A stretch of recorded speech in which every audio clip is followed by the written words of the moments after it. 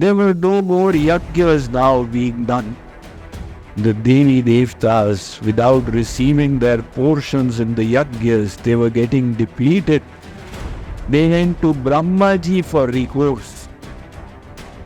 Brahmaji, coming to their rescue, accompanied them to Lord Shiv.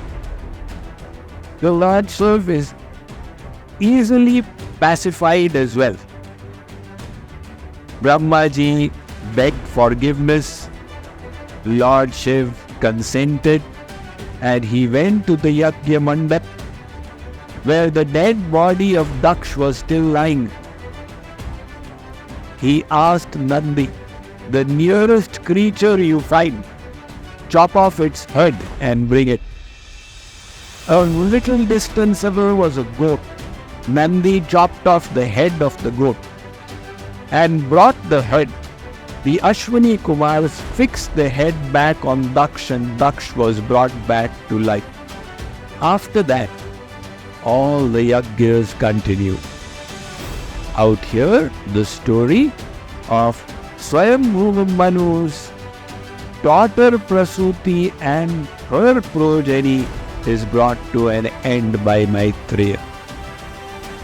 Having related these three stories, he now moves on to the story of the two boys, sons of Manu and Shatarupa.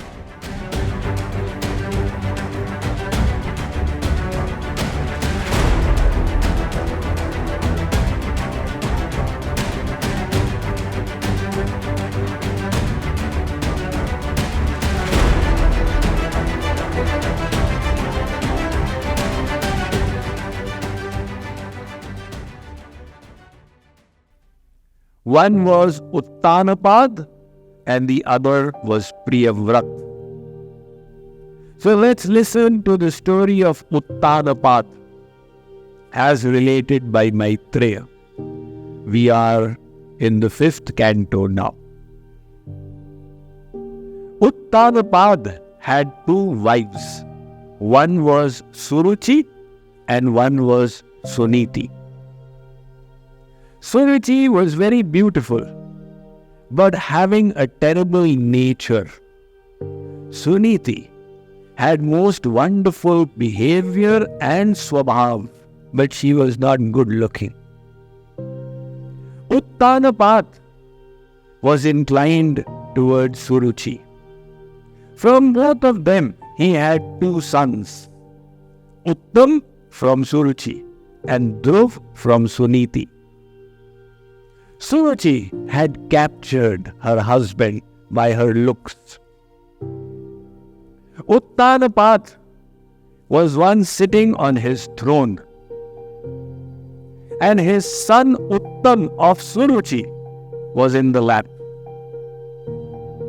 Now the other son of Suniti, Dhruv, he came to his father, and seeing his brother in the father's lap, he also desired to receive his father's affection. So he was climbing up the leg to get onto his father's lap when Suruchi came there quickly and snatched him away. She said, "How dare you? This right does not belong to you. If you wish to have the privilege of sitting in your father's lap, you need to leave this body, take birth again from my womb, and then it will be all right." At this point, Shukadev says, "Parikshit, Suruchi thought her womb is bigger than God." Dhruv was stung by those words. He had his Kshatriya nature, and this kind of injustice hit him really hard. He went running to his mother, Suniti, and said, "Mother, why can I not sit in my father's lap?" Suniti said, "Why did this happen?" Dhruv mentioned how his other mother, Suruchi, had pulled her off. Suniti said, "Beta, if it is the matter of Suruchi, then I am also helpless." So Dhruv asked his mother a question. He said, how can I get the throne of my father? Suniti said, God has that power. If God blesses you, He can bestow anything upon you. So Dhruv said, I wish to meet God. Suniti said, you are too young. Dhruv said, I am determined. The Suniti was a wise mother. She did not stop her child's spiritual journey. No, beta, you're supposed to be engineer, doctor. What is, you wish to become a Baba? Have you gone crazy? Who will take care of me in my old age? She said, really, if that is your interest, then go. She dressed him in the forest attire and Dhruv departed to the forest. Now I imagine he was 4 years old. A 4-year-old child, inspired with the yearning to meet God, with the explicit desire that when I meet Him, I will ask Him that I wish to get my father's throne. He had one goal before him. His mind was focused. As he was walking, Narad came to know. When Narad came to test Dhruv, he said, Beta, where are you going? Dhruv said, Maharaj, I am going to find God. Narad said, never mind. Supposing I give you a lot of treasures, wonderful clothes to wear, a nice palace, then you don't need to meet God.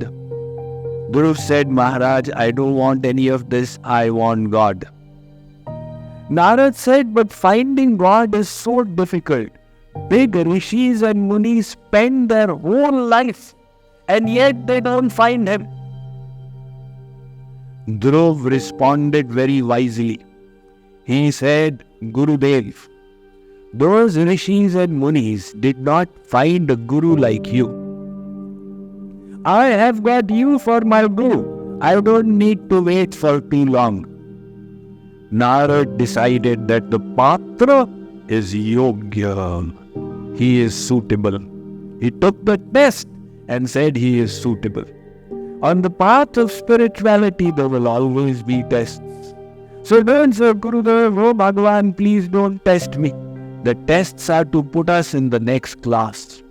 Seeing that this student had passed, Narad said, all right then, let me tell you. Chant Om Namo Bhagavate Vasudevaya. He gave him that mantra and taught him how to do his devotion.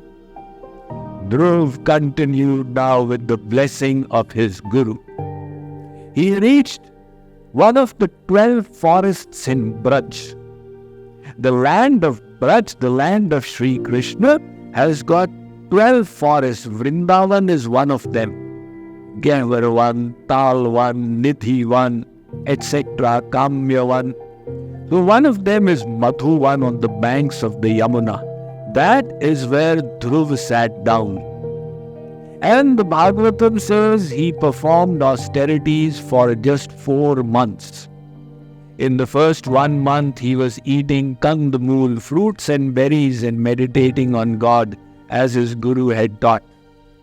In the next 1 month, he stopped that and was just eating leaves. In the 3rd month, he was not even breaking the leaves that were fallen, he was lifting those dry leaves. And in the 4th 1 month, he was simply breathing and living off the energy in the air. And finally, he stopped breathing. By then, he had attained such unity with God and through God with the whole of creation. He felt that he is one with creation. And when he reduced his breathing, people started choking. They ran to Narayan, what's going on out here? Narayan said, it's the austerities of Dhruv. Don't worry, I'm going to give him darshan soon. So Narayan came before Dhruv. 4-year-old Dhruv was sitting meditating on Narayan. All of a sudden, God pulled the form out of his mind. So when Narayan disappeared from his meditation, Dhruv opened his eyes and he saw Narayan in front of him. Now Dhruv had attained God in 4 months. But when God gave him darshan, Dhruv was so small, he did not know what to do. He did not know any verses, or he did not have the vocabulary to glorify God. He was silent. Narayan allowed a full half an hour to pass by. And Dhruv is standing not knowing what to do with his hands folded, and Narayan in his forearms is standing before him. After half an hour, Narayan started laughing. And Lakshmi started laughing and Dhruv also started laughing. Narayan touched the child with his conch and blessed him. Dhruv then offered his respectful praises, extolling Narayan. Bhagavan said, Dhruv, I am extremely pleased with your devotion. What do you want? Dhruv said, Maharaj, when I began my devotion, I thought if I meet you, I will ask from you that I want my father's throne. But now when I have met you, I realize it was a big folly. It was like reaching a jewelry shop and asking for broken pieces of glass. Now that I have got you, what else can I ask for? I have got everything. God said, Dhruv, you made the mistake. I am like a kalpavriksha. When you engage in devotion to me, be very careful of your desires. Because you are approaching a kalpavriksha. If it is with the wrong desires, they will be fulfilled. There was once a traveler in the desert. In that Registan, he reached an oasis and he was relieved. There was a tree. He lay down under the tree. Unknown to him, the tree was a kalpavriksha, wish-fulfilling tree. This man under the tree, the traveler, he just started thinking, I am so exhausted. If only I could have a drink of water, how blissful it would be. And lo and behold, he had to think. And the kalpavriksha manifested for him a table with a pitcher of water with ice in it and a glass. He said, wow, I did not know this was here when I came. Is this manifestation? What's going on? Nevertheless, he quenched his thirst. He then said, I have not eaten since 2 days. If I could have a square meal, I would be so thankful. Again, he only had to complete his thoughts when Chappan Vyanjan on a silver plate manifested. He said, my, I think and it happens. He feasted to his heart's content. And then the other pains in his body made themselves felt. He thought, my limbs are paining. If I could have a bed to rest upon. The softest of beds was there. He lay down and started thinking, what is the matter? I think and it happens. But his thinking was not under control because his mind was not as yet focused. He thought, what if a lion were to come and eat me? He only had to think and the lion manifested and he became lunch for the lion. So that is the danger of a wish-fulfilling tree. God said, Dhruv, I am like that Kalpavriksha. You approached me with worldly desires. I will now bestow them upon you. But don't worry, I'll give you the strength that despite the opulence you will not be attached. And after you complete this tenure as the king, I will then arrange a lok for you. That is the Dhruva Loka, the North Star. Now here, God asked Dhruv to return, and Narad went and informed Uttanapad. Uttanapad regretted greatly about the way he had rejected or not supported his child, and he went out to welcome Dhruv. Dhruv returned, lived in the palace, and after Uttanapad, he became the king. Dhruv ruled for quite a while. And at the end, when his time was up, Bhagavan sent the Viman to take him to Dhruva Loka. Dhruv was about to board the Viman when an old lady came. She said, Dhruv, before you depart, you have to accept me. Dhruv said, who are you? She said, I am Mrityu, death personified. You are in Mrityu Loka, the abode of death, where everybody who is born dies. How can you just go away like this? So Dhruv, he placed his foot upon her, thereby accepting her, and he boarded the Viman and went off. Now here the story of Uttanapad, the first son of Swayambhuva Manu, is also completed. We now move to the second son called Priyavrat. This story is pretty complex and interesting.